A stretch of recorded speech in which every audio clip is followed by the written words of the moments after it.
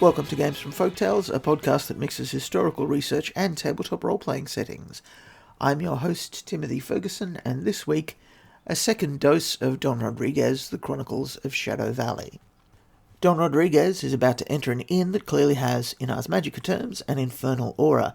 If your characters clear it out, it's a suitable location for a Spring Covenant. Again, thanks to Ed Humple and LibriVox, I've cut things, so if you want the full ambience, go get all of Ed's reading. This is a slower section in which Rodriguez meets Marano, the servant of the inn. I've included it because this character becomes the hero's sidekick in later stories. In Ars Magica terms, he starts as a grog, but by being with the protagonist, he suffers, and I use that word advisedly, sufficient experience and initiation to become a companion. Marano doesn't fully bloom in this chapter, but he does need this introduction, although it's slightly too long. Statistics for Marano, at least as he begins, and for the Inn of the Dragon and Knight as a Covenant site will be provided on the blog that accompanies the podcast. We rejoin Don Rodriguez after the innkeeper has slammed the door in his face and locked it with chains. For the second time, therefore, he drew his sword, and began to strike methodically at the door, noting the grain of the wood and hitting where it was softest. Scarcely had he got a good strip of oak to look like coming away, when the steps once more descended the wooden stair, and came lumbering over the stones. Both the steps and the breathing were quicker, for mine host of the Dragon and Knight was hurrying to save his door. When he heard the sound of the bolts and chains again, Rodriguez ceased to beat upon the door. Once more it opened swiftly, and saw mine host before him, eyeing him with those bad eyes. Of too much girth, you might have said, to be nimble, yet somehow suggesting to the swift intuition of youth, as Rodriguez looked at him standing upon his doorstep, the spirit and shape of a spider, who, despite her ungainly build, is agile enough in her way. Note that the man's sins become physically evident in his form here. A similar thing may happen to your characters if they inhabit this inn as their covenant. This isn't necessarily a bad thing, although the influence of the infernal aura does tilt the odds that way.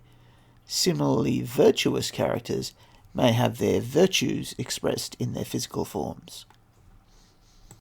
Mine host said nothing, and Rodriguez, who seldom concerned himself with the past, holding that the future is all we can order the scheme of, and maybe even there he was wrong, made no mention of bolts or door, and merely demanded a bed for himself for the night.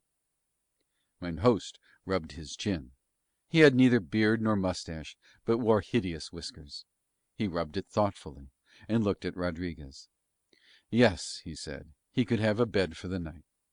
No more words he said, but turned and led the way, while Rodriguez, who could sing to the mandolin, wasted none of his words on this discourteous object.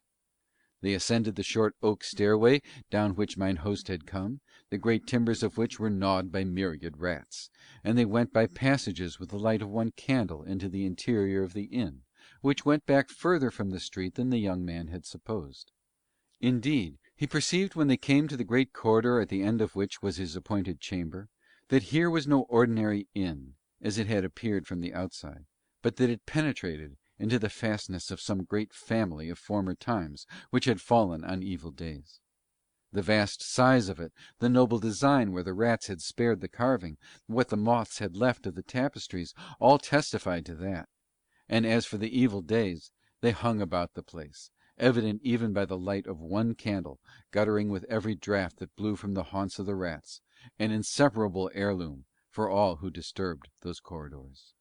A later chapter reveals that the inn was built against the wall of a castle, and that it has penetrated the side of the castle once the castle was abandoned. Rodriguez is unable to tell whether the holes through the castle wall were made by a breaching army, or by the hosts of the Inn of the Dragon looking to extend their space. Either suits player characters. And so they came to the chamber. Mine host entered, bowed without grace in the doorway, and extended his left hand, pointing into the room. The draughts that blew from the rat holes in the wainscot, or the mere action of entering, beat down the flame of the squat guttering candle, so that the chamber remained dim for a moment, in spite of the candle, as would naturally be the case. Yet the impression made upon Rodriguez was as of some old darkness that had been long undisturbed, and that yielded reluctantly to that candle's intrusion, a darkness that properly became the place and was part of it and had long been so, in the face of which the candle appeared an ephemeral thing, devoid of grace or dignity or tradition. That's a lovely description of the oppressive atmosphere of an infernal aura. And indeed there was room for darkness in that chamber, for the walls went up and up into such an altitude that you could scarcely see the ceiling, at which mine host's eyes had glanced, and Rodriguez followed his look. He accepted his accommodation with a nod, as indeed he would have accepted any room in that inn, for the young are swift judges of character, and one who had accepted such a host was unlikely to find fault with rats, or the profusion of giant cobwebs, dark with the dust of years, that added so much to the dimness of that sinister inn. They turned now and went back, in the wake of that guttering candle, till they came again to the humbler part of the building. Here mine host, pushing open a door of blackened oak, indicated his dining chamber. There a long table stood, and on it parts of the head and hams of a boar, and at the far end of the table a plump and sturdy man was seated in shirt sleeves, feasting himself on the boar's meat. The hams are the legs. You might wonder that he is feasting on the head of a boar. However, the heads of pigs are quite good eating to the medieval mind, particularly the cheeks, which are a delicacy because they're a very lean meat that's very soft, even though it's not marbled with fat. The jowls are particularly prized. I know many of my listeners are American. The jowls are used in some southern cuisine. Similarly, the ears and tongue were preserved and pickled.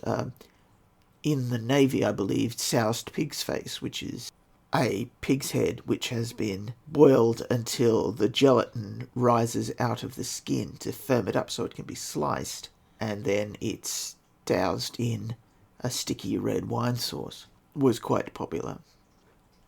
Hams, of course, have always been popular. Later we will learn that Morano is a great connoisseur of bacon. This book contains some of the earliest examples of what we would now call bacon culture. He leaped up at once from his chair as soon as his master entered, for he was the servant of the dragon and knight. Mine host may have said much to him in the flash of his eyes, but he said no more with his tongue than the one word, dog. He then bowed himself out, leaving Rodriguez to take the only chair and to be waited upon by its recent possessor. The boar's meat was cold and gnarled. Another piece of meat stood on a plate on a shelf and a loaf of bread near by, but the rats had had most of the bread. Rodriguez demanded what the meat was. "Unicorn's tongue," said the servant, and Rodriguez bade him set the dish before him, and he set to well content, for I fear the unicorn's tongue was only horse. It was a credulous age, as all ages are. So let's consider eating horse's tongue. Eating horses isn't all that rare in European history. In modern times, horses have entered the domain of pets, so they're treated much like dogs or cats, where people wouldn't consider eating them. However, in much of Europe, that was not traditionally, and in many areas is still not the case. Horses are large bags of meat that die pretty regularly, and if they're not culled for pet food, they're used for human food. In Spain particularly, there is a tradition of making dried horse meat. Wikipedia tells me that it's a folk remedy for anemia in children. Now let's consider tongue. In the modern era, when we're all incredibly wealthy by medieval standards, most people who eat meat eat muscle meats. However, in some historical periods, the offal meats, because they are the rarer meat, are the more prestigious meat. I don't think this is the case here. I think that it's the lesser meat, which is why it's been left where the servant might theoretically have eaten it. I am somewhat concerned that the rats are willing to eat the bread, but not eat this tongue. I presume, therefore, that it's been prepared by pickling. Pickled tongue's not all that bad. I haven't had horse tongue. I've certainly had beef tongue. It's all right. Actually, it was all right during my childhood. I've gone vegetarian since, and now the idea of it vaguely revolts me, but I remember enjoying it at the time. So, if you're a meat eater, and you'd like to know what they eat in infernally tainted inns, nip out to your local delicatessen, get yourself some pickled beef tongue, and enjoy the sensation of someone else's tongue on your tongue. Long ago, I wanted to pepper these podcasts with ads for products that didn't exist, much like Garrison Keillor did in A Prairie Home Companion. I just think we've found the first product. But back to the story. At the same time he pointed to a three-legged stool that he perceived in the corner of the room, then to the table, then to the boar's meat, and lastly at the servant, who perceived that he was permitted to return to his feast, to which he ran with alacrity. "Your name?" said Rodriguez, as soon as both were eating. "Morano," replied the servant, though it must not be supposed that when answering Rodriguez he spoke as curtly as this. I merely give the reader the gist of his answer, for he added Spanish words that correspond in our depraved and decadent language of today to such words as top dog, nut, and boss, so that his speech had a certain grace about it in that far away time in Spain. I have said that Rodriguez seldom concerned himself with the past, but considered chiefly the future. It was of the future that he was now thinking as he asked Morano this question. Why did my worthy and entirely excellent host shut his door in my face? "Did he so?" said Morano. "He then bolted it and found it necessary to put the chains back, doubtless for some good reason." "Yes," said Morano thoughtfully, looking at Rodriguez, "and so he might. He must have liked you." Verily Rodriguez was just the young man to send out with a sword and a mandolin into the wide world, for he had much shrewd sense. He never pressed a point, but when something had been said that might mean much he preferred to store it, as it were, in his mind and pass on to other things, somewhat as one might kill game and pass on and kill more and bring it all home, while a savage would cook the first kill where it fell and eat it on the spot. Pardon me, reader, but at Morano's remark you may perhaps have exclaimed, "That is not the way to treat one you like." Not so did Rodriguez. His attention passed on to notice Morano's rings, which he wore in great profusion upon his little fingers. Successful awareness roll. They were gold and of exquisite work, and had once held precious stones, as large gaps testified. In these days they would have been priceless, but in an age when workers only worked at arts that they understood, and then worked for the joy of it, before the word artistic became ridiculous, exquisite work went without saying, and as the rings were slender they were of little value. Rodriguez made no comment upon the rings. It was enough for him to have noticed them. He merely noted that they were not ladies' rings, for no lady's ring would have fitted on to any of those fingers. The rings therefore of gallants, and not given to Morano by their owners, for whoever wore precious stone needed a ring to wear it in, and rings did not wear out like hose, which a gallant might give to a servant. Nor, thought he, had Morano stolen them, for whoever stole them would keep them whole, or part with them whole and get a better price. Besides, Morano had an honest face, or a face at least that seemed honest in such an inn. And while these thoughts were passing through his mind, Morano spoke again. "Good hams," said Morano. He had already eaten one and was starting upon the next.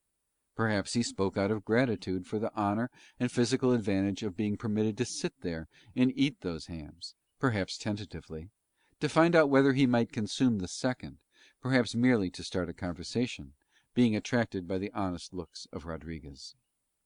"You are hungry," said Rodriguez. "Praise God, I am always hungry," answered Morano. "If I were not hungry I should starve." "Is it so?" said Rodriguez. "You see," said Morano, "the manner of it is this. My master gives me no food, and it is only when I am hungry that I dare to rob him by breaking in, as you saw me, upon his viands. Were I not hungry I should not dare to do so, and so He made a sad and expressive movement with both hands, suggestive of autumn leaves, blown hence to die. "He gives you no food?" said Rodriguez. "It is the way of many men with their dog," said Morano. "They give him no food." And then he rubbed his hands cheerfully. "And yet the dog does not die." "And he gives you no wages?" said Rodriguez. "Just these rings." Now Rodriguez had himself a ring upon his finger, as a gallant should, a slender piece of gold with 4 tiny angels holding a sapphire, and for a moment he pictured the sapphire passing into the hands of mine host, and the ring of gold and the 4 small angels being flung to Morano. The thought darkened his gaiety, for no longer than one of those fleecy clouds in spring shadows the fields of Spain. Morano was also looking at the ring. He had followed the young man's glance. "Master," he said, "do you draw your sword of a night?" "And you?" said Rodriguez. "I have no sword," said Morano. "I am but as dog's meat that needs no guarding. But you, whose meat is rare, like the flesh of the unicorn, need a sword to guard your meat. The unicorn has his horn always, and even then he sometimes sleeps." "It is bad, you think, to sleep?" Rodriguez said. "For some it is very bad, master. They say they never take the unicorn waking. For me I am but dog's meat. When I have eaten hams I curl up and sleep.